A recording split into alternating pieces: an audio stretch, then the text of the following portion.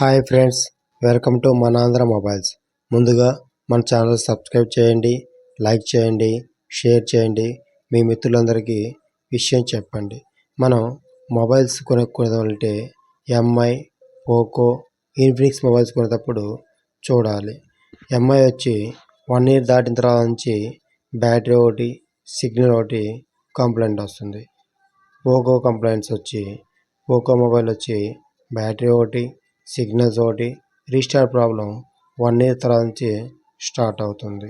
ఇకపోతే Infinix mobiles వచ్చి 8 months దాటిన తర్వాత నుంచి మొబైల్ స్లో అవ్వటం, బ్యాటరీ కంప్లైంట్స్, రింగర్ కంప్లైంట్స్ వస్తున్నాయి.